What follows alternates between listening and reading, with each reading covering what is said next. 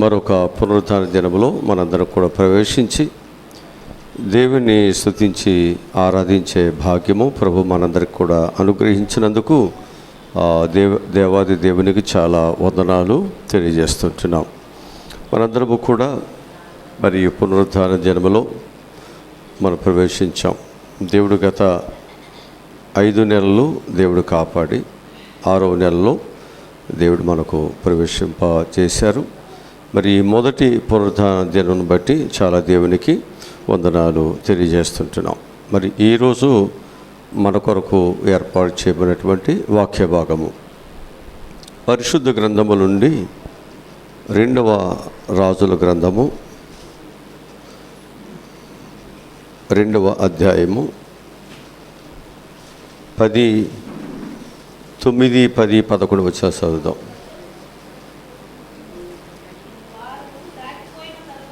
వారు సాగిపోయిన తర్వాత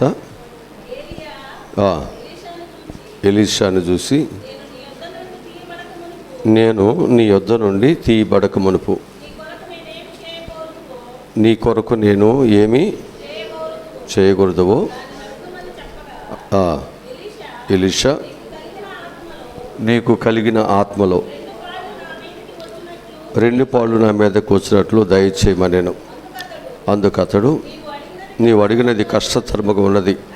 అయితే నీ యొద్ద నుండి తీయబడినప్పుడు నేను నీకు కనబడిన యెడల ఆ ప్రకారము నీకు లభించును, కనబడిన యెడల అది కాకపోనని చెప్పాను. వారు ఇంకా వెలుసు మాట్లాడుచుండగా ఇదిగో అగ్ని రథమును అగ్ని గుర్రములను కనబడి వీరిద్దరిని వేరు చేసెను. అప్పుడు ఏలియా సుడిగాలి చేత ఆకాశమునకు ఆరోహణమయ్యను. ఎలీషా అది చూసి చాలు. ఇక్కడ మనం జ్ఞాపకం చేసుకుంటే ఏలియా ఎలీషా ఇద్దరు ఉన్నారు. ఏలియా శిష్యుడుగా ఎలీషా ఉంటున్నారు. అయితే ఏలియా ఆరోహణమై వెళ్ళే సమయంలో మరి తన దగ్గర చక్కని సేవ చేసి తన పిలుపును అంగీకరించి తన ఆస్తిని, తన భూములను, తన కుటుంబాన్ని అన్నీ విడిచిపెట్టి ఏలియాను వెంబడించినటువంటి ఎలీషాతో ఏలియా ఏమంటున్నాడంటే, ఇప్పుడు నేను వెడలిపోతున్నాను, ఇప్పుడు నా నుండి నీకు ఏం కావాలి? నా నుండి నీకు ఏమి కోరుకున్నావో దాన్ని అడగమని ఎలీషాతో చెప్పగా, అప్పుడు ఎలీషా ఏమంటున్నాడంటే, నీకు కలిగిన ఆత్మలో 2 పళ్ళు నా మీదకి వచ్చినట్లు దయచేయమన్నాడు. ఇక్కడ తను చేసిన భక్తికి, తను వెంబడించినటువంటి విశ్వాసతకు, తను చేసిన త్యాగానికి ప్రతిఫలం పొందుకునేటువంటి సమయంలో నీకు ఏమి కావాలో అడుగు అన్నప్పుడు ఆయన కోరింది వెండి బంగారాలు కోరలేదు. భూములను విడిచిపెట్టి వచ్చాను, తిరిగి నాకు మంచి అంతకంటే ఎక్కువ నాకు ఇమ్మని ఆయన కోరలేదు.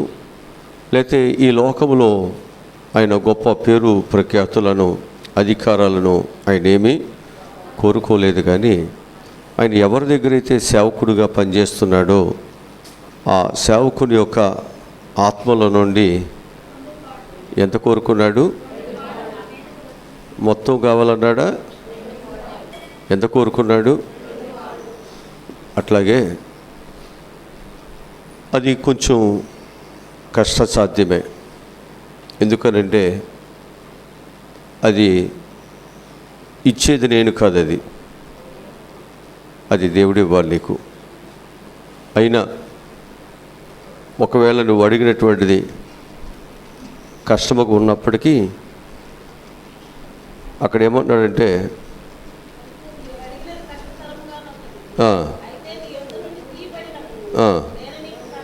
నేను నీకు కనబడిన ఎల్లా ఆ ప్రకారం నీకు లభించును, కనబడిన ఎల్లా. అది ఇక్కడ జ్ఞాపకం చేసుకోవాల్సింది ఏమిటంటే, నువ్వు అడిగినటువంటిది నీకు దొరకాలంటే నేను నీకు కనిపించాలి. ఒకవేళ నేను కనిపించకపోతే అది నీకు దొరికేదేమీ కాదు అనే విషయాన్ని ఇక్కడ చెప్తున్నారు. అంటే ఒక ఆరోహణ సమయంలో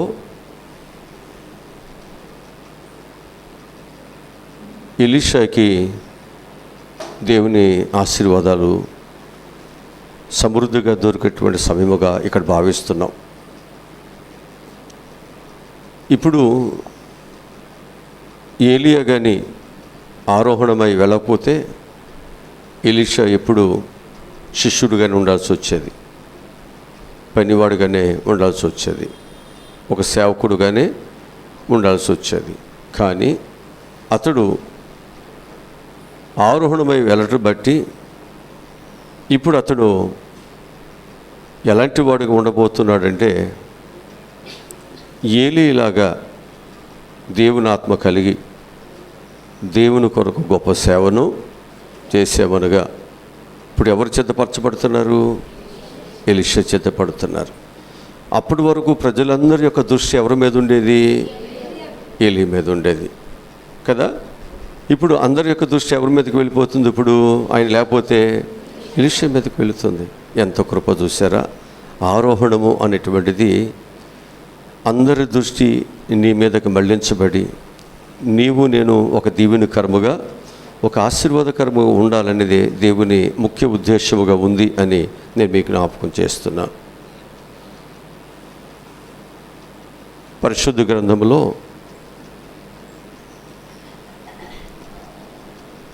లూకా సువార్త 24వ అధ్యాయము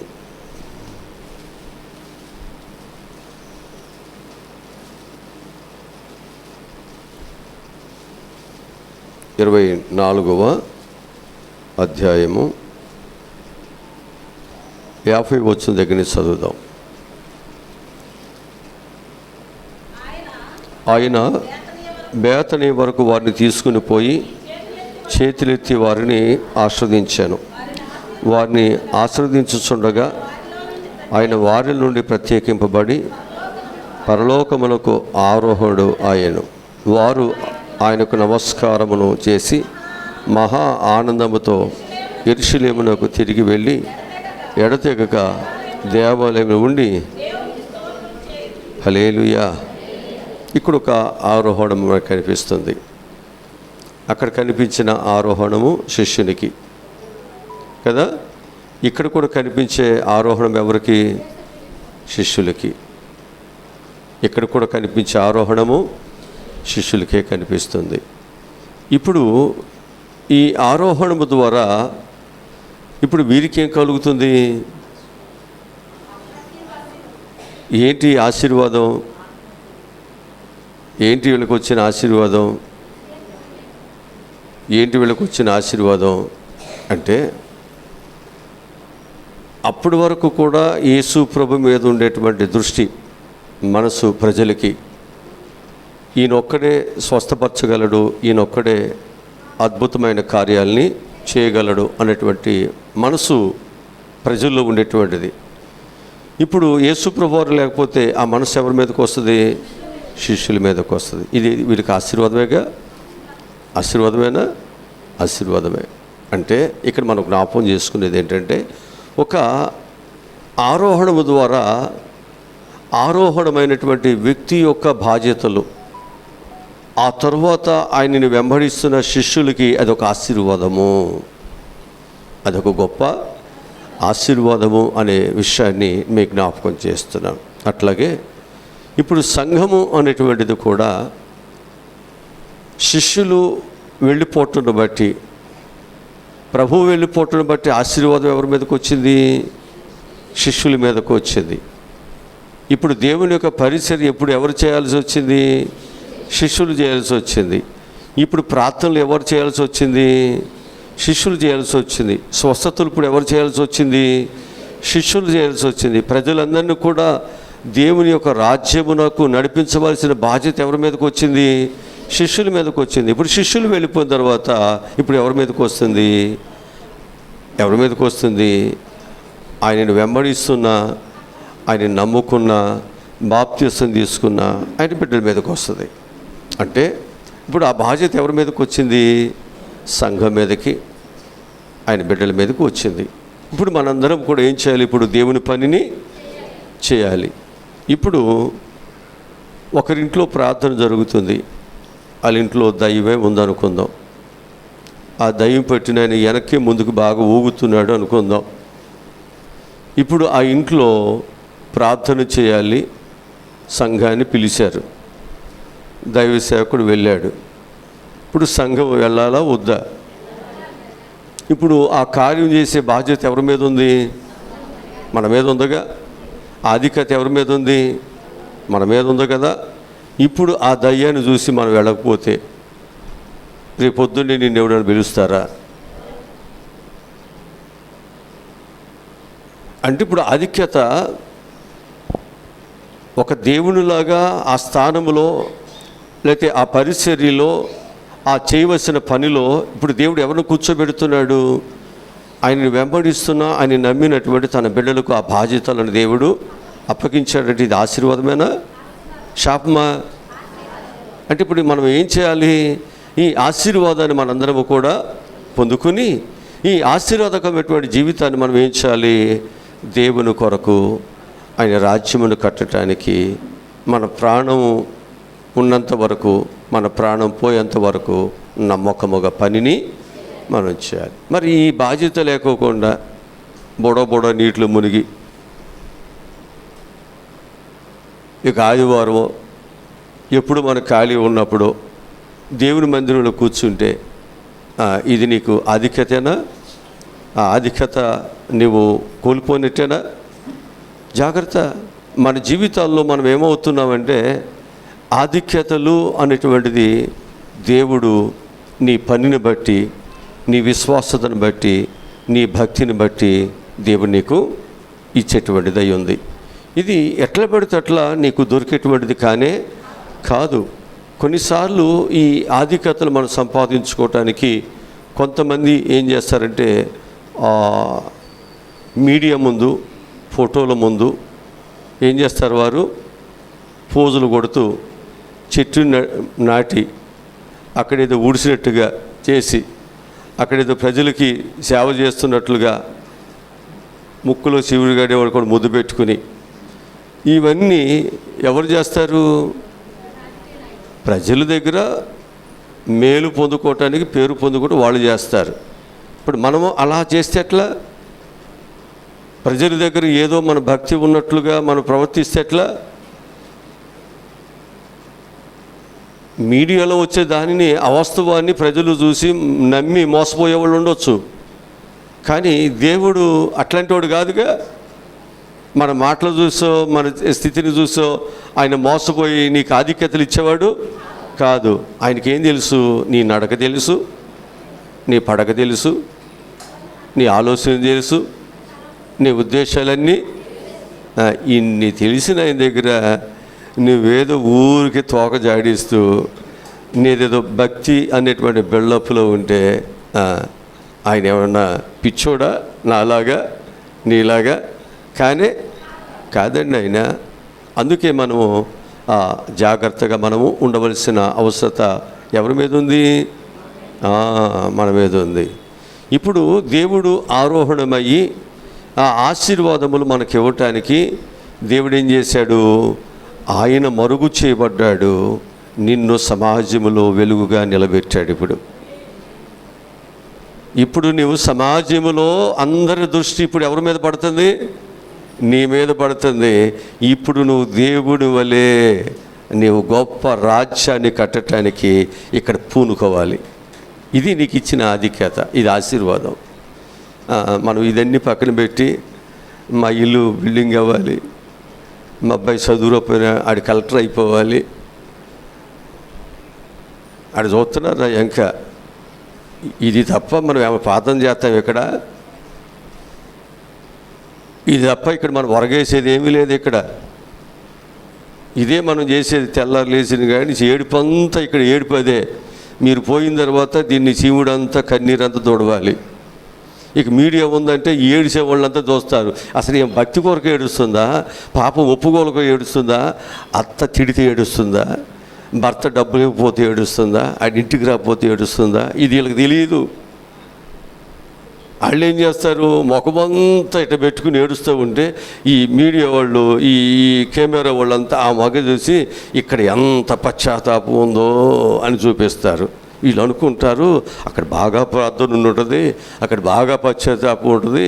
ఎందుకంటే అందరికీ ఏమని చూపిస్తారు కదా, ఏం సాక్ష్యాలు ఇవన్నీ. ఇక వీళ్ళు అక్కడికి ఎగబడతాం ప్రారంభిస్తున్నారు.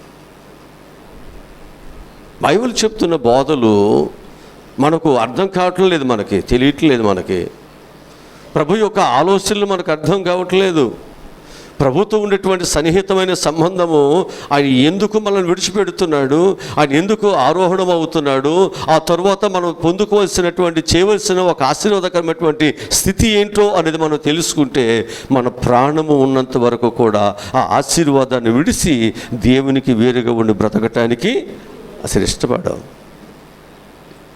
అవసరమైతే లోకములో దేనికైనా వేరుగా ఉంటాను, కానీ నా దైవ సన్నిధికి నేను వేరుగా నేను ఉండలేను.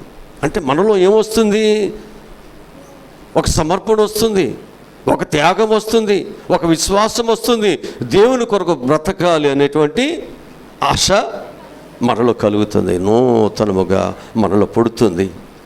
అందుకే యోసేపు ఏం చేశాడు, పాపము చేయటానికి 100% అవకాశం వచ్చినా ఆయన ఏం చేశాడు, పాపమునకు దూరముగా.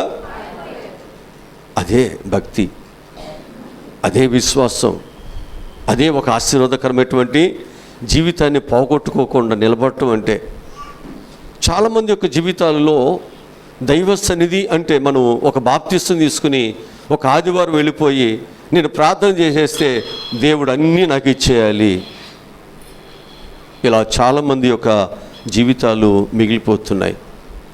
చాలామంది ఇదే స్థితిలో సంవత్సరాలు దైవ భక్తి అనే ముసుగులో భక్తి లేని బలహీనులుగా వారి జీవితాలు ఉన్నాయి.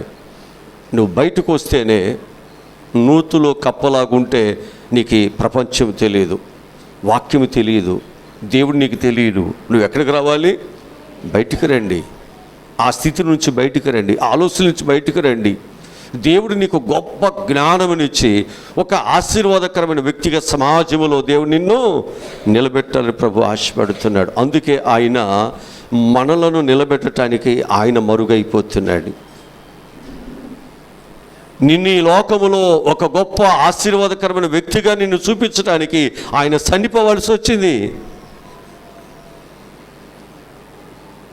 ఆయన ఆరోహణమై ఈ లోకాన్ని విడిచి వెళ్ళాల్సి వచ్చింది. ఎవరి కొరకు,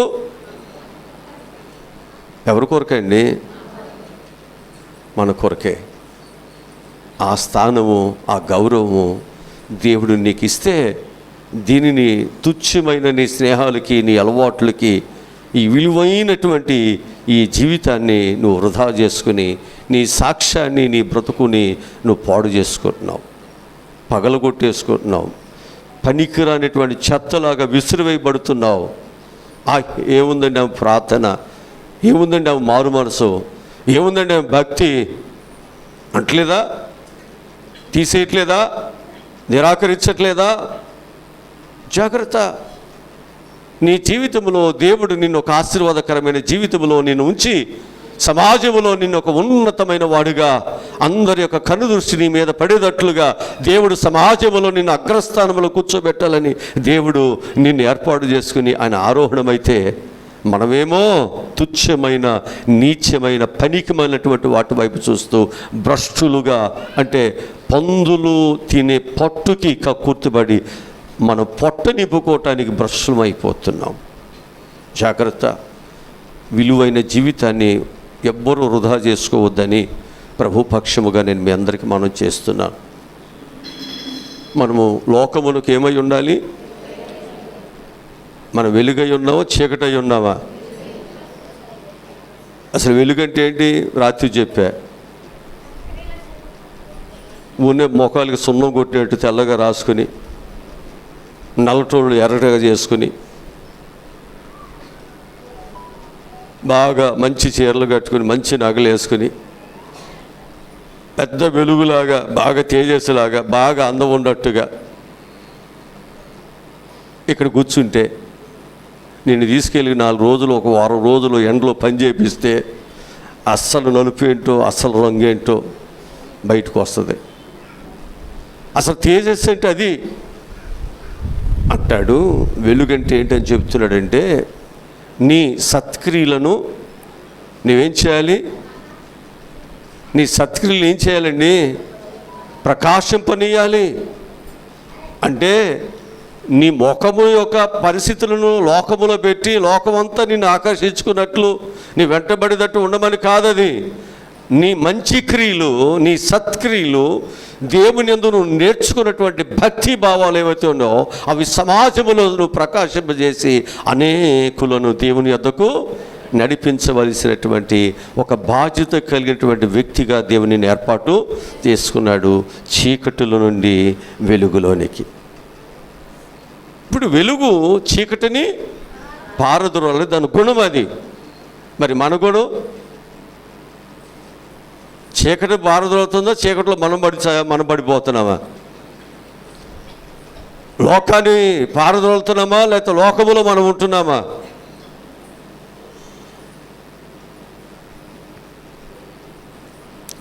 నీటిలో పడవ ఉండొచ్చు, కానీ పడవలోకి నీరు రాకూడదు. నీటిలో పడవ ఉండవచ్చు, ప్రయాణం బాగుంటుంది, ఆ పడవలో ఉన్న వారికి అపాయం ఏమి రాదు. కానీ ఆ పడవలోనికే నీరు వస్తే మాత్రము ఆ పడవలో ఉన్న వాళ్ళకి ప్రమాదమే. జాగ్రత్త. నువ్వు లోకములో ఉన్న లోకము అనేది నీలోనికి రాకుండా నువ్వు ఉన్నంత కాలము నీ ప్రయాణము, నీ ప్రార్థన, నీ విశ్వాసము, నీ భక్తి, నీ ప్రకాశమానము లోకములు బాగానే పనిచేస్తుంది, మంచిగానే ఉంటుంది. నీ ప్రయాణం బాగుంటుంది, నీ జీవితం బాగుంటుంది, నీ సాక్ష్యం బాగుంటుంది. కానీ లోకమే నీలోకి వస్తే నీ బ్రతుకు, నీ ప్రయాణము, నీ సాక్ష్యము ఏమీ బాగాదు. ఎవ్వరు వినరు. ఏంటంటే చెప్పేది, వాడు చెప్పేది అనరా?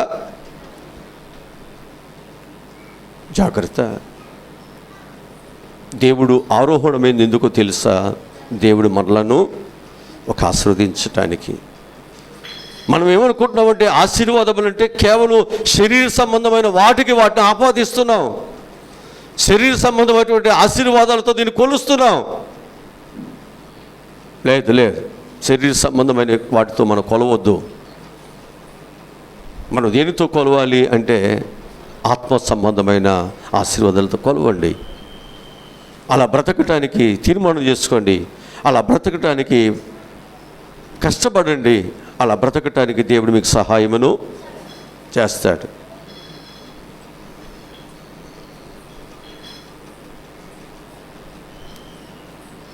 ఇక్కడ మిషన్ కుట్టే వాళ్ళు ఎంతమంది ఉన్నారు?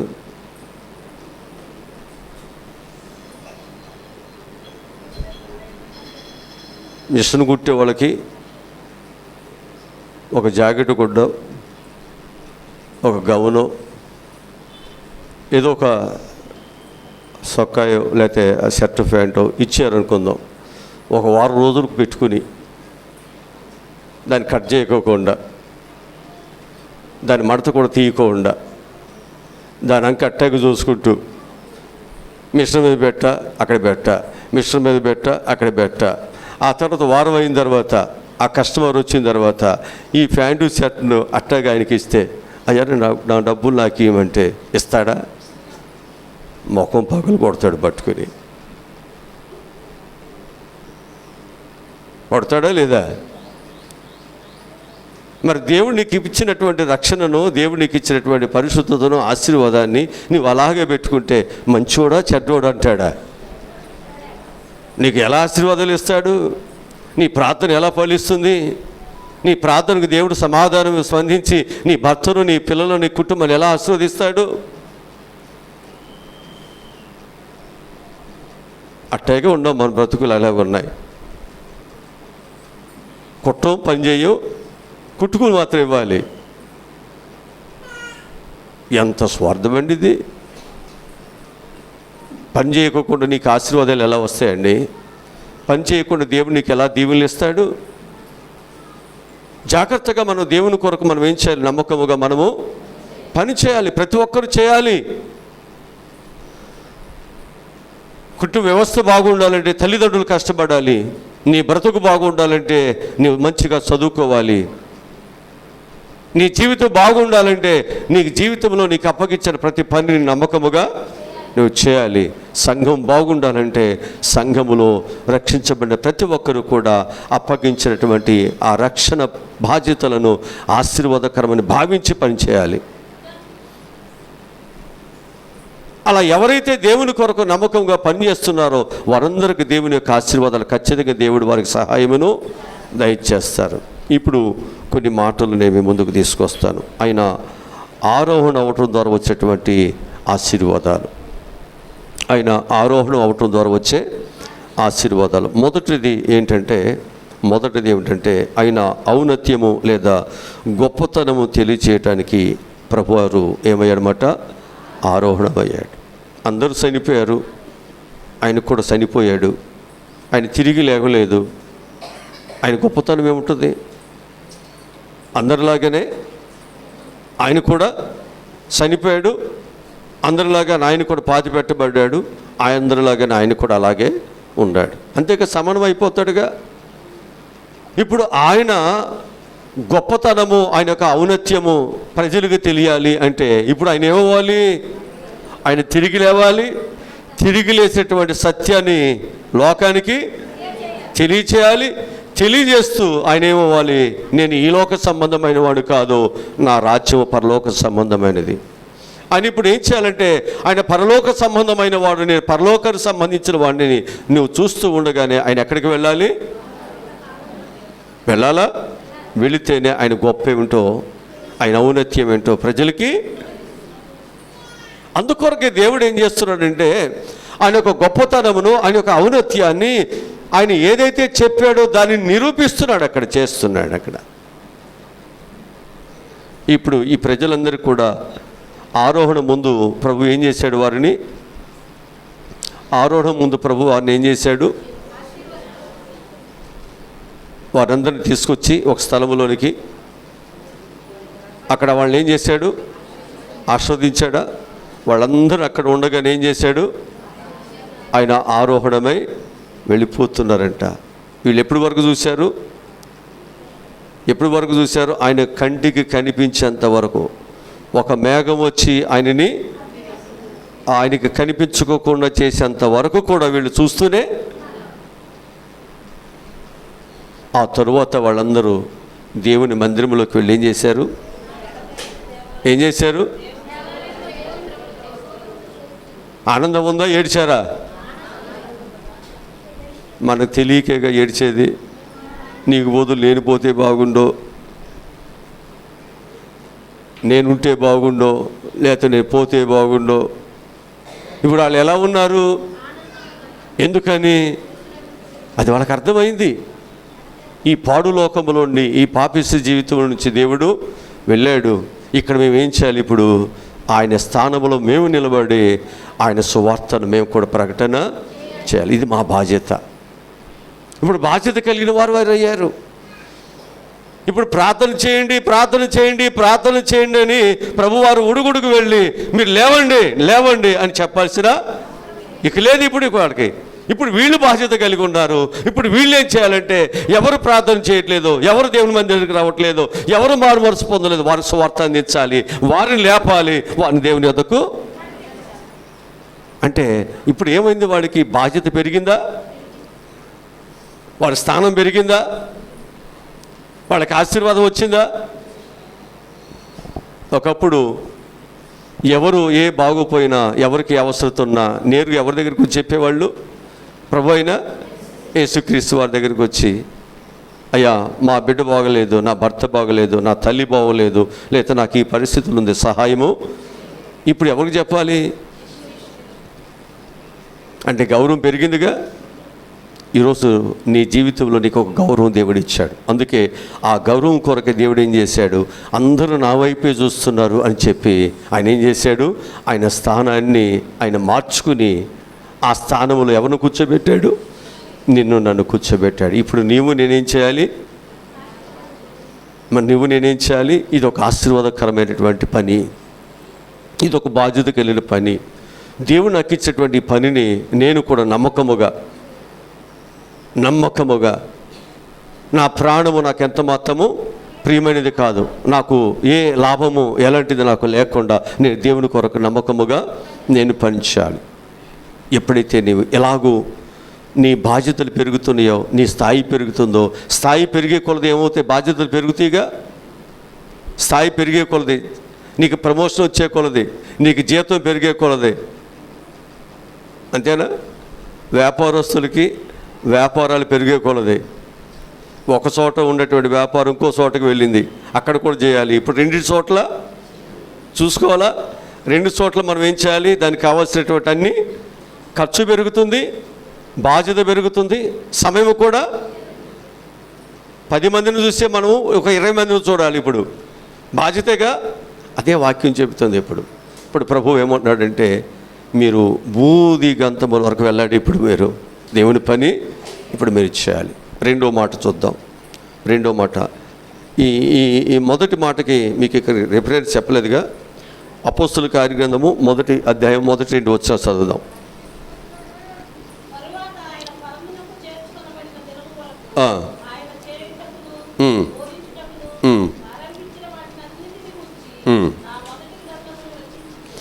చాలు. ఇక్కడ మనం జ్ఞాపకం చేసుకుంటే పరమునకు కొనుపో వరకు కూడా ఆయన ఎలా ఉన్నాడు, ఆయన ఏం చేస్తున్నాడు, బోధింటున్నాడా? అదేనంట, ఆయన బోధింటున్నాడు అంటే నేను కూడా బోధినే ప్రార్థనకు వస్తాను, లేకపోతే నేను రాను ఇక్కడికి. ఆయన ఏం చేశాడంటే పరమునకు వెళ్ళేంత వరకు బోధించు అన్నీ చేశాడా, ఆరంభించిన పని. అట్లాగే మనం కూడా ఏం చేయాలంటే దేవుడు మనకు ఏదైతే అప్పగిస్తున్నాడో ఆ పనులన్నీ మనము చేయాలి.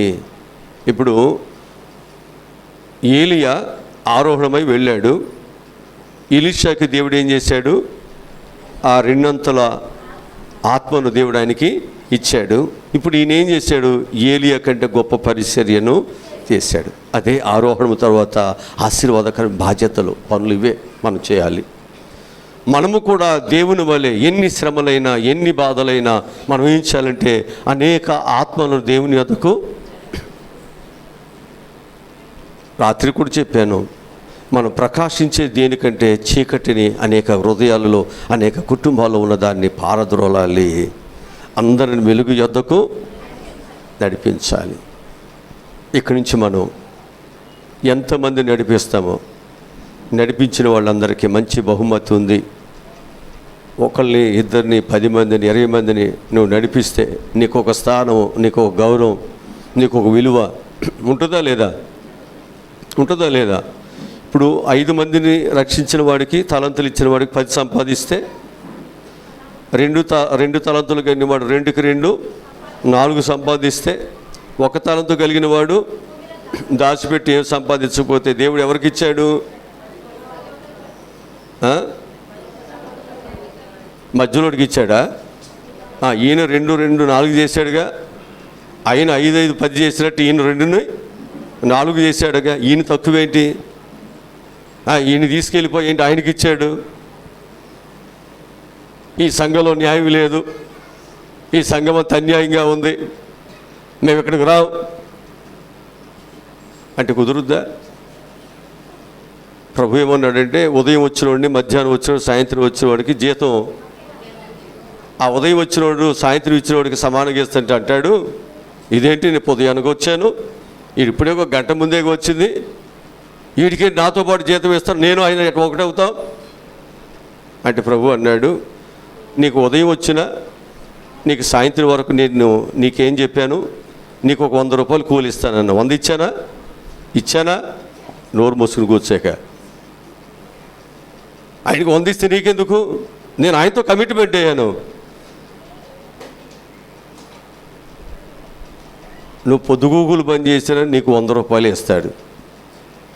అదే డాక్టర్ గారు 1 గంట పని చేస్తే ఆయనతో పాటు నాకు కూడా సమానం అంటే నువ్వు చదివేవా?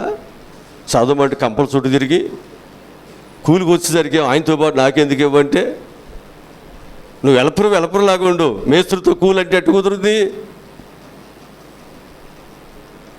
అంతేనా?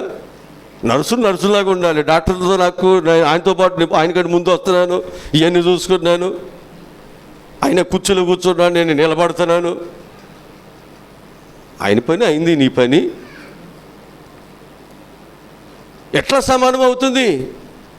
ఒకరు 100 ఫలిస్తున్నారు, ఒకరేమో 60 ఫలిస్తున్నారు, ఒకరేమో అంతే నీ స్థాయి.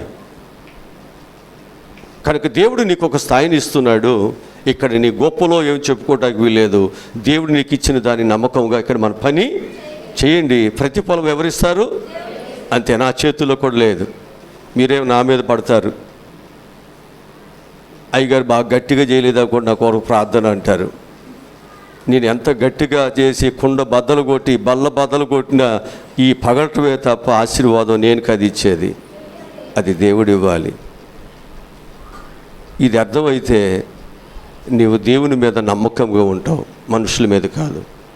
ఎవరి మీద ఉంటావు? దేవుని మీద నమ్మకంగా ఉంటావు. హల్లెలూయా, హల్లెలూయా. ఫిలిప్పీయుల రాసిన పత్రిక 2వ అధ్యాయం 8వ వచనం చదువుదాం. 2:8 చదువుదాం. ఫిలిప్పీయుల రాసిన పత్రిక 2వ అధ్యాయం 8వ వచనం చదువుదాం.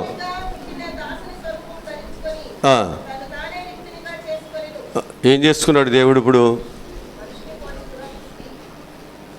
తగ్గించుకోబట్టేగా అందరి దృష్టి మన మీదకి వచ్చింది.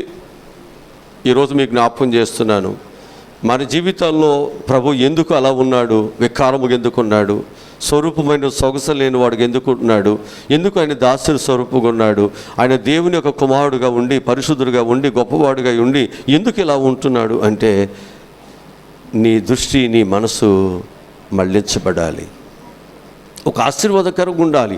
అందుకే దేవుడు నిన్ను నన్ను కూడా ఏర్పాటు చేసుకున్నాడు. నువ్వు ఇక్కడికి వచ్చి వాక్యము నిన్ను దీవించేది, వాక్యము నీ జీవితంలో దేవుని నుండి అనేక ఆశీర్వాదాలు నీకు ఇచ్చేది అని నువ్వు గ్రహిస్తే నువ్వు అట్టాగే నిద్రపోతావా, నిర్లక్ష్యంగా ఉంటావా? బస్సు ఈ టయానికి వస్తుందని నీకు తెలిసినప్పుడు నువ్వు నిద్రపోతే బస్సు వచ్చి వెళ్ళిపోద్ది, నువ్వు అట్టాగే నిద్రపోయి ఉంటావు. ఇంకా బస్సు రాలేదు కాబోలు అనుకుంటావు. ఆశీర్వాదాలు వస్తాయి. కనుక నీవు దేవుని సన్నిధిలో అంత నిర్లక్ష్యంగా నీవు ఉండబట్టే నీ జీవితంలో ఆశీర్వాదాలు నీకు బదులు వేరే వారికి వెళ్ళిపోతున్నాయి. నీవు దైవ సన్నిధిని, దైవ క్రమాన్ని, దైవ పద్ధతులను నిర్లక్ష్యం చేస్తున్నావు. నిన్ను ఒక ఆశీర్వాదకరమైన స్థానంలో దేవుడు పెంటకుప్పలో ఉన్నటువంటి దీనుని దేవుడు పైకి తీసుకురావడానికి కూర్చోబెట్టాడు. ఇక్కడ కూర్చున్న దానికి కుక్కకు సింహాసనం ఇచ్చిన ఆ సింహాసనం తెలియక ఆ సింహాసనం అది ఏం చేస్తుందంటే అది కాళ్ళు లేపి దానికి తెలియదు ఆ సింహాసనం విలువైందని. దాని బుద్ధి ఏంటి? అది బండ, అది మనిషా, అక్కడ పోయొచ్చా పోయకూడదు తెలియదు, అది అక్కడికి వచ్చి కాళ్ళు లేపి పూజ చేస్తుంది. మనకు తెలియట్లేదు. ఇది ఒక విలువైన సన్నిధి, ఇది నీకు ఆశీర్వాదకరమైనది, ఇది అనేకులకు ఉపయోగకరముగా ఉండేటువంటి జీవితం దేవుడు నీకు ఇచ్చాడు. దీన్ని నువ్వు పాడు చేసుకుంటే నీ బ్రతుకు వ్యర్థమైపోతుంది. సమాజంలో నేను ఒక ఉన్నతమైన వారుగా దేవుడిని తీసుకువెళ్ళాలని దేవునికి ఈ కృప దేవునికి ఇచ్చాడే. ఎందుకు నీవు తుచ్చమైనవి నీచమైన వాటికి నువ్వు బానిసవై ఎందుకు దీన్ని విలువైన దాన్ని పాడు చేసుకుంటావు? చాలామంది జీవితాల్లో దేవుని విలువ, పరిశుద్ధత విలువ, బాప్తిసం విలువ, వాక్య విలువ, దేవునితో ఉండే సంబంధం యొక్క విలువ తెలియక చాలామంది దుష్టుల సహవాసములోనూ అపహాసకులు కూర్చుండే స్థలముల్లోనూ ఎక్కువ మంది ఏమైపోతున్నారు? వాటికి జాగ్రత్త, అది నీకు మంచిది కాదు. దేవుని బిడ్డగా దేవునితో ఉంటే నీ బ్రతుకు బాగుంటుంది. రెండోదిగా మనం చూసినట్లయితే అపొస్తలుల కార్యగ్రంథము 1వ అధ్యాయము 8వ వచనం చదువుదాం.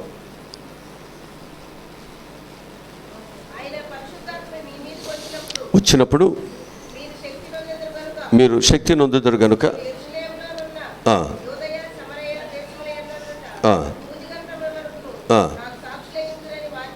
అంతేనా? వారికి శక్తి వస్తేనే కదా సాక్షులుగా ఉండేది. బలహీనలు సాక్షులుగా ఉండగలరా? లోకములు ఉండేవాళ్ళు దేవుని కొరకు నిలబడగలరా? దేవుని కొరకు సాక్షులుగా వారు జీవించగలరా? ఒకవేళ వాళ్ళు నిలబడి సాక్ష్యం ఒకవేళ ఏదో చెబుతామని అనుకుంటే ఏమంటారు? నీది నీకే అంటారా? మనమా అంటారా లేదండి? అంటే నీ సాక్ష్యం ఎలా ఉండాలి? అక్కడ నీ మీదకి శక్తి వచ్చినప్పుడు నువ్వు శక్తి కలిగినటువంటి వ్యక్తిగా నువ్వు వెళ్ళి బూదిగత్తములకు వెళ్ళి సాక్షిగా ఉండాలి. బలహీనలకు వెళితే ఎట్లా? శక్తి లేని వరకు వెళితే నీ సాక్ష్యం ఎవడు వింటాడు? నువ్వు దేవుని కొరకు ఏ పని చేస్తావు? నువ్వు మారు మనసు పొందుకోకుండా, నువ్వు సరైన జీవితం లేకుండా నీ జీవితాన్ని, నీ సాక్ష్యాన్ని ఎవరు స్వీకరిస్తాడు? ఎవరు అంగీకరిస్తారు? నీ మాటను బట్టి దేవుని రాజ్యం ఎక్కడ కట్టబడుతుంది? ఇంకా దోషణ పాలవటం తప్ప, ఇంకా అనేకులకు నువ్వు అడ్డుపడుకుంటున్నావు తప్ప. ఆ మందిరంకి వెళ్ళినటువంటి వారు భక్తి లేదు, అక్కడ రాజకీయాలు ఉన్నాయి, లేకపోతే అక్కడ సరైన విధానం లేదు అన్నటువంటి ఒక విధానం తప్ప నువ్వేం ప్రయోజనం చేస్తావు? జాగ్రత్త. దైవ సన్నిధి అనేది నీ ఇష్టానుసారంగా ఇదేదో డోక్రా గ్రూపుల్లాగా, ఇదే మహిళా మండలి గ్రూపుల్లాగా, ఏదో సమాజంలో గ్రూపులాగా ఇక్కడ ఉంటాకి వీల్లేదు. కుల గ్రూపుల్లాగా ఇక్కడ ఉంటాకి వీల్లేదు. ఇది దేవుని మందిరం. ఇది దేవుని యొక్క పిల్లలు ఉన్నటువంటి వారు ఆయన స్వరత్వం చేత ఆయన కష్టపడి సంపాదించేటువంటిది. ఇది ఇక్కడ మనందరం కూడా దేవుని యొక్క రాజ్యాన్ని కట్టడానికి పూనుకోవాలి చేత అయితే, లేకపోతే చేత కాకపోతే మెదలకుండా ఉండాలి. దేవునికి మనం ఎక్కడ కూడా విరోధముగా మనం ఏ పని చేయటానికి వీలు లేదు. రెండవది, మనం ఏం చేయాలంటే ఆయనకు సాక్షులుగా మనం ఉండాలి. అందుకే ఆయన ఆరోహణమయ్యాడు. ఇప్పుడు వరకు తండ్రికి ఆయన సాక్షులుగా ఉన్నాడు. ఇప్పుడు మనం ఏం చేయాలి? దేవునికి మనము, ఆయన తిరిగి లేచాడు, ఆయన పరలోకానికి వెళ్ళాడు, వాటన్నిటికీ మేము. అందుకే ఆయన మనల్ని లేపి, నిద్రపోయేవాళ్ళు లేపి, పనికి వెళ్ళేవాళ్ళు లేపి, ఆయన తీసుకుని ఒక చోట కూర్చోబెట్టి వాళ్ళందరి ముందు వెళ్ళాడు. ఆయన ఊరికే పని పాట లేకుండా చేయలే. ఇప్పుడు ఈ బాధ్యతను, ఈ పనిని కన్నులారా నువ్వు చూసావు, నువ్వు విన్నావు, అన్నీ చూసావు. ఇప్పుడు నువ్వు చెప్పాలి. ఇప్పుడు వెళ్ళి ఈ బాధ్యత నీది. నీ మాట వినేవాళ్ళు ఉంటారు సమాజం. నువ్వు మనిషిగా ఉన్నావు కాబట్టి మనుషులు నిన్ను గౌరవిస్తాడు, మనుషులు నీకు విలువనిస్తాడు, నీ మాటకు గౌరవిస్తాడు, వాస్తవేనంటాడు. అందరూ కాకపోయినా కొద్దిమంది అయినా వింటారుగా. ఇప్పుడు నా మాట అందరూ వినకపోయిన కొద్దిమంది అయినా నా మాటను గౌరవిస్తారు కదా. గౌరవించబట్టి ఇంతమంది ఇక్కడికి వస్తున్నారు. గౌరవించబట్టి ఇక్కడ నేను సేవలు చేయగలుగుతున్నాను. గౌరవం ఉంటుంది, వినేవాళ్ళు ఉంటారు, గౌరవించేవాళ్ళు ఉన్నారు, విధేయత ఉంది, ఇక్కడ సేవ జరుగుతుంది. అందుకే ఇక్కడ అనేక మంది రావటానికి గల కారణం కూడా అదే. అందుకు దేవుడు ఏమంటున్నాడంటే, ఆయన ఆరోహణ తర్వాత మనందరం కూడా దేవుని యొక్క సాక్షులుగా ఉండటానికి మనం బలం పొందుకోవాలని దేవుడు ఆరోహణమై ఆయన వెళ్ళిపోయారు. మూడవదిగా మనం చూసినట్లయితే, విజ్ఞాపన చేయటానికి ప్రభు అరేంజ్ చేశాడు. ఆరోహణమై ఆయన వెళ్ళాడు. ఇప్పుడు ఆయన ఏం చేయాలి? ఇప్పుడు ఆయన విజ్ఞాపన చేయాలి. యోహాను సువార్త 14వ అధ్యాయం 1-2 వచనం చదువుదాం.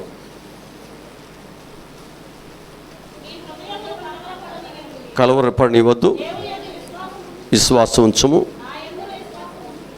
దేవుని యందు కూడా, ఆయన యందు కూడా ఏం చేయాలి? మనము విశ్వాసం ఉంచండి. అంటే దేవుని పిల్లలు కలవరు చెందకుండా మన విశ్వాసం ఉంచి ప్రార్థన, విజ్ఞాపములు దేవునికి తెలియచేయాలా? ప్రార్థన, విజ్ఞాపనలు అన్నీ తెలియజేయాలా లేదా? మరి మనం చేయాలి. ఆ విజ్ఞాపన చేయటానికే దేవుడు మనందరినీ కూడా ఏర్పాటు చేసుకున్నాడు. చేయాలి, మన బాధ్యత ఇది. మనం చెయ్యం. నాకంతా తెలుసు, అసలు పాస్టర్ గారిది ఏముంది, నన్ను వదిలి పెడితే చాలు నేను ఎంత చెబుతాను అన్నట్టు కొంతమంది బిల్డప్లు ఇస్తారు. నేను ప్రార్థన చేస్తే నా మాట వినరు, నేను వాక్యం చెబితే వినరు, వాళ్ళ గోల వాళ్ళదే, వాళ్ళదే తప్ప వాళ్ళ డప్పు వాళ్ళే వాయించుకుంటారు, నా డప్పు నా శబ్దం వినరు. ఇక నేను వాయించేది నా శబ్దం వింటారని, కథ నా దరువు ఏదో ఎట్లా ఉందో కథ చూస్తారని. మీరు వాయిస్తే నాది ఎక్కడ వినపడుద్ది? బైబిల్ మనకు బోధిస్తున్న బోధ ఏంటంటే ఆయన విజ్ఞాపన చేయటానికి ఆరోహణము ఆయన. రోమిలకు రాసిన పత్రికలో మనం చదివాం. రోమిలకు రాసినటువంటి పత్రిక 8వ అధ్యాయము 34 వచ్చిన చదువుదాం. 8:34.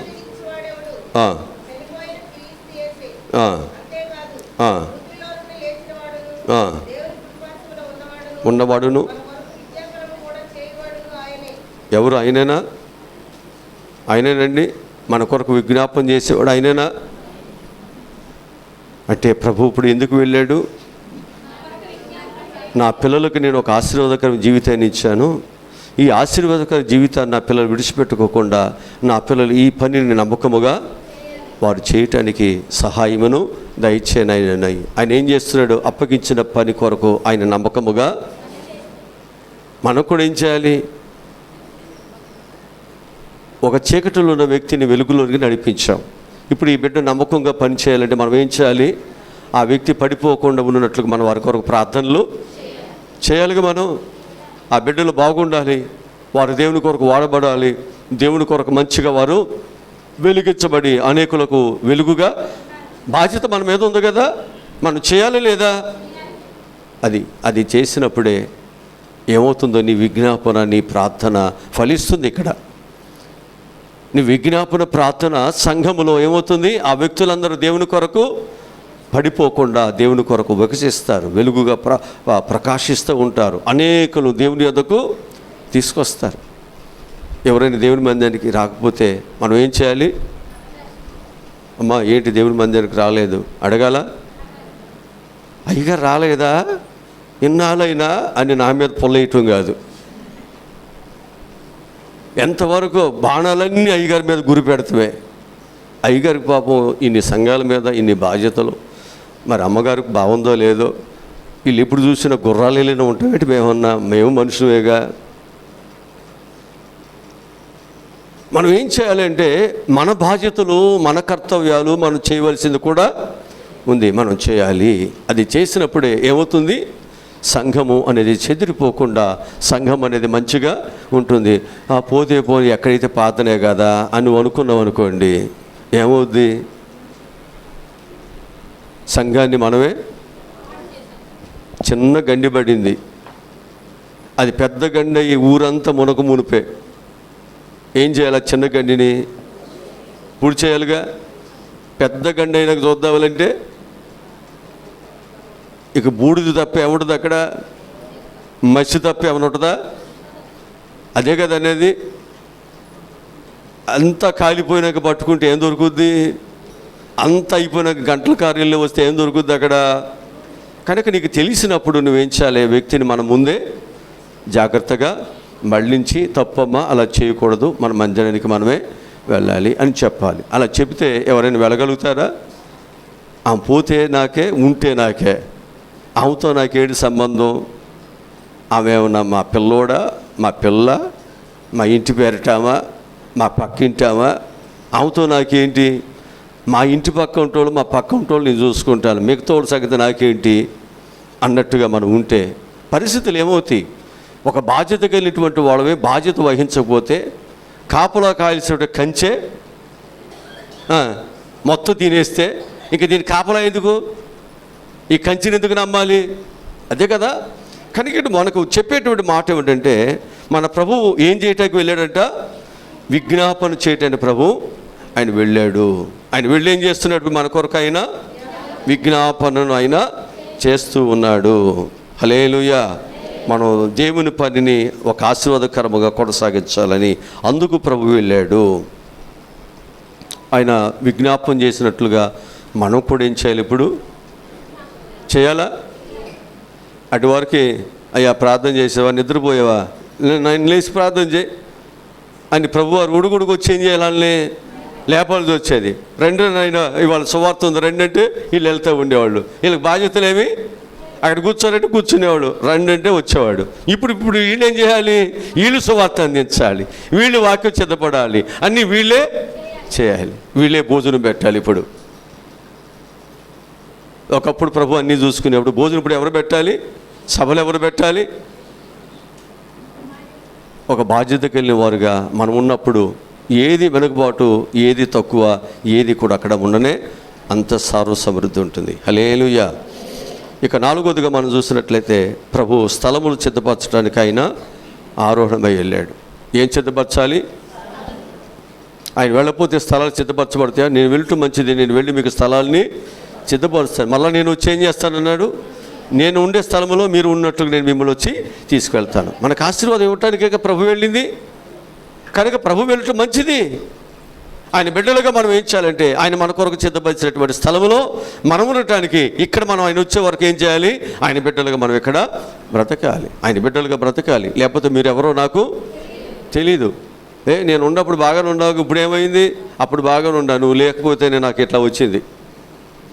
దేవుడి మందిరం ఉంటే బాగానే ఉన్నావు, దేవుడి మందిరం నుంచి వెళ్ళిపోతేనే నీకు ఎట్లా వచ్చేది. నీ ఆలోచనలు బాగట్లేదు, నీ స్నేహాలు బాగట్లేదు, నీ పద్ధతులు ఏమీ బాగట్లేదు. ఇక్కడ ఉన్నప్పుడు బాగానే ఉన్నావు, బయటికి వెళితే నీ బ్రతుకు ఇలా అయిపోతుంది. జాగ్రత్త, నీ బ్రతుకు బాగుండాలి. అందుకే దేవుడు నీతో నాతో మాట్లాడుతున్నాడు. ఇక మనం 5వదిగా చూసినట్లయితే పరిశుద్ధాత్మ ఇవ్వటానికి దేవుడు ఆరోహణమయ్యాడు. పరిశుద్ధాత్మ లేకపోతే శక్తి కలిగి ఉంటామా? పరిశుద్ధాత్మ లేకపోతే మనం గొప్ప కార్యాలు చేస్తామా? పరిశుద్ధాత్మ లేకపోతే మనం జ్ఞానము కలిగి మనం నడిపించబడతామా? పరిశుద్ధాత్మ లేకపోతే దేవుని కొరకు గొప్ప కార్యాలు మనం ఏమీ చేయలేం. అందుకు ఆయన ఏదైతే పొందుకున్నాడో ఆ ఆత్మను ఎవరికి ఇచ్చాడు? ఇప్పుడు వారికి దేవుని పిల్లలకి ఇస్తున్నారు. అప్పుడు వారు దేవుని కొరకు గొప్ప సాధనాలుగా వాడబడతారు. ఆయన ఆరోహణమైనది అందుకే. ఇప్పుడు నేను ఇక్కడ ఉన్నాను, నేను ఒక ఏసన్న గారిని పిలిచాను అనుకుందాం. సచ్చిపేడు గయ్య గారు అంటారు, అనుకుందాం అంటున్నా. నేను ఏసన్న గారిని పిలుద్దాం అనుకున్నాను. ఆయన మన సభలకి వస్తున్నారు. ఏసన్న గారు ఆయన ఇక్కడికి వచ్చాడు. ఏసన్న గారిని అట్లా కూర్చోబెట్టి నేను చెప్తున్నాను అనుకోండి, మీరు అందరూ నాయంగా చూస్తారా? ఎవరంగా చూస్తారు? ఎవరంగా చూస్తారు? అంతే కదా. వాస్తవం చెప్పండి, అబద్ధాలు అడవాకండి. మీరు ఎవరంగా చూస్తారు అప్పుడు? ఇప్పుడు నేను ఇక్కడ ప్రసంగం, నేను ఇక్కడ మీటింగ్లు పెట్టాను, ఏసన్న గారు ఆ పక్కన పెట్టాడు, మీరు ఎక్కడికి వెళ్తారు? నా దగ్గరికి వస్తారా? అమ్మ ఇంత మంచి వాళ్ళ నా సంఘస్థులు అంటే నాకు తెలియకుండానే ఎవరికి కనపడుకోకుండా ముసుగేసుకుని బైబిల్ కూడా ఎవరికి కనపడుకోకుండా సంఖలో పెట్టుకుని ఆ బైబిల్కి పెద్ద చుట్టేసి కాముగా ఎక్కడికి వెళ్తాం? ఏసన్న గారు. ఎందుకని? ఈయనకంటే అంటే నీ కళ్ళు దేని మీద ఉండే? గొప్ప వాటి మీద ఉన్నాయి. అందుకని దేవుడు ఏం చేశాడంటే ఈ కళ్ళన్నీ గొప్ప మీద ఉన్నాయి కాబట్టి ఆ గొప్ప ఆయన తీసేస్తే ఈ మూర్ఖుడి మీద వస్తారు. అందుకని దేవుడు ఏం చేశాడంటే నాకు ఒక ఆశీర్వాదకరమైనటువంటి జీవితాన్ని ఇవ్వటానికి ప్రభువు నన్ను ఏం చేశాడు ఇక్కడ? అది అందుకనే చచ్చినట్టుగా నా ఎంగ చూస్తున్నారు అంతే. లేకపోతే మీరు ఎక్కడెందుకు ఉంటారు? అంతేనా? వాస్తవేనా? అదే ఇక్కడ దేవుడు వాక్యం చెప్పేది. నేనేం మీకేం కల్పించట్లేదు, లేదా నేను ఏదో తీసేసి అని చెప్పట్లేదు మీకు.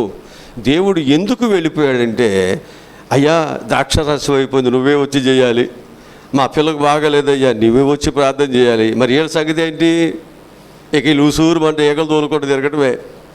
అందుకే ఇప్పుడు దేవుడు ఏంటంటే వీళ్ళు ఒక ఆశీర్వాదకరముగా చేయాలంటే ఇప్పుడు నేను లేకుండా ఉండాలి. అప్పుడు వీళ్ళు ఏం చేస్తారు? చచ్చినట్టు ఆడి దగ్గరికి వెళ్తారు, నా దగ్గరికి వస్తారు. ఇప్పుడు ఇక్కడ స్వస్థత వరం ఉందా లేదని చూడుకోకుండా అయ్యగారు బాగాలేదు వచ్చి ప్రార్థన చేయండి అంటారు. అదే వరం ఉంది అన్నారు అనుకోండి, ఆడి కుంటోడైనా అక్కడికి వెళ్తారు వరం ఉండేవాడి దగ్గరికి. నాకు కాళ్ళు బాగుండా నా దగ్గర ఒక్కళ్ళు కూడా రానే. అంతేనండి, వరాలకు ఉన్నటువంటి శక్తి అందరి దృష్టి ఏమైపోతుంది? వాళ్ళ వైపు వెళ్ళిపోతుంది. అందుకే దేవుడు నిన్ను శక్తి కలిగిన వారుగా చేయటానికి దేవుడు నేను ఏర్పాటు చేసుకున్నాడు. హల్లెలూయా. అంటే ఇప్పుడు దేవుడు వారికి ఏమి ఇచ్చాడు? ఇప్పుడు పరిశుద్ధాత్మను దేవుడు వారికి ఇచ్చాడు. ఆ పరిశుద్ధాత్మతోనే దేవుడు గొప్ప కార్యాలని చేశాడు. ఇప్పుడు ఏలీ తర్వాత ఎలీషా కూడా ఏం చేశాడు? ఆయనకున్నటువంటి ఆత్మలో నుంచి 2 పాళ్ళు వస్తే గొప్ప కార్యాలు చేశాడు. ఇప్పుడు ఆయన ఏం చేశాడు? ఆ గుడ్డను దాన్ని కొట్టగా ఆ యోర్దాను నది ఏమైపోయింది? 2 పాయలు అయిపోయింది. అద్భుతము, అద్భుతము.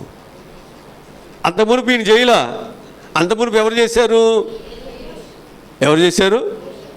ఏలియా చేశాడు. ఏలియామో గురువు అండి, ఎలీషానేమో శిష్యుడు. ఈయన గురువు పెట్టారు, ఆయన శిష్యుడు చేశారు. అట్ట కాదు, ఆయన గురువు, ఈయన శిష్యుడు. ఓకేనా? మంచిది. ఇప్పుడు యేసు ప్రభు గురువు, వీళ్ళు శిష్యులు. ఇప్పుడు యేసు ప్రభు తర్వాత వీళ్ళు ఏం చేయాలి? గొప్ప పరిచయం చేయాలి. చేయాలంటే దేవుడు ఏం చేశాడు? వీరికి పరిశుద్ధాత్మను ఇచ్చాడా లేదా? అదే ఆడ ఇవ్వబట్టే దేవుని పనిని వాళ్ళు చేయగలిగారు. ఇవాళ నీకు ఆ ఆత్మని ఇస్తే నేను దేవుని కొరకు గొప్ప పనిని నువ్వు చేస్తావు. ఇలా మనం చెప్పుకుంటూ వెళితే ఈ ఆరోహణం ద్వారా ఎన్నో ఆశీర్వాదాలు దేవుడు మనకు ఇచ్చాడా లేదా? అందుకే అందరూ ఈ ఆరోహణమును నీకు ఒక ఆశీర్వాదకరం మలుచుకొని దేవుని కొరకు నమ్మకంగా పనిచేయండి. అలాగనే ఆకర్షించుకోవడానికి దేవుడు ఆరోహణమయ్యాడు, మనను ఆస్వాదించడానికి దేవుడు ఆరోహణమయ్యాడు. 5 రొట్టెలు 2 చిన్న చేపలు ఆయన చేతుల్లో పెడితే దేవుడు ఏం చేశాడు? ఆస్వాదించాడు. అలాగే నువ్వు ఎప్పుడైతే దేవుని చేతుల్లో ఉంటావో దేవుడు నిన్ను ఒక ఆశీర్వాదకరముగా సమాజంలో దేవుడిని నిలబెడతాడు. అందరూ చక్కగా ఆశీర్వాదాలు కాదు, ఆశీర్వాదాల కంటే ముందు ఆస్వాదించే దేవుని చేతుల్లో ఉండండి మీరందరూ. దేవుడి మిమ్మల్ని అంతగా దేవుడు వాడుకుంటాడు. దేవుడి మాటలు మన ఎన్నికల్లో దేవుడు దీవించునుగాక. ఆమేన్. తల ఉంచండి, ప్రార్థన చేసుకుందాం. మనం కేవలము ఏదో దేవుణ్ణో లేక ఎవరినో మనం ఏదో చేయటానికి కాదు మనం ఇక్కడికి వచ్చేది. నీవు ఆశీర్వాదకరంగా ఉండటానికి, ఇది దేవుడే నీకు ఈ ఆశీర్వాదం ఇస్తాడని నమ్మి నువ్వు రావాలి దేవుని దగ్గరికి. మా ప్రభువా రక్షుడా, ఈరోజు నువ్వు ఇచ్చినటువంటి వాక్యాన్ని బట్టి వందనాలు ప్రభువా. తిరిగి నా బిడ్డల యొక్క జీవితాలు ఆశీర్వాదకరముగా దీవెనకరముగా ఉన్నట్లు మీరే సహాయములను దయచేయమని యేసు నామములో ఈ మనములు ఈ ప్రార్థనలు అడిగి పొందుకుని ఉన్నాము తండ్రి. ఆమేన్.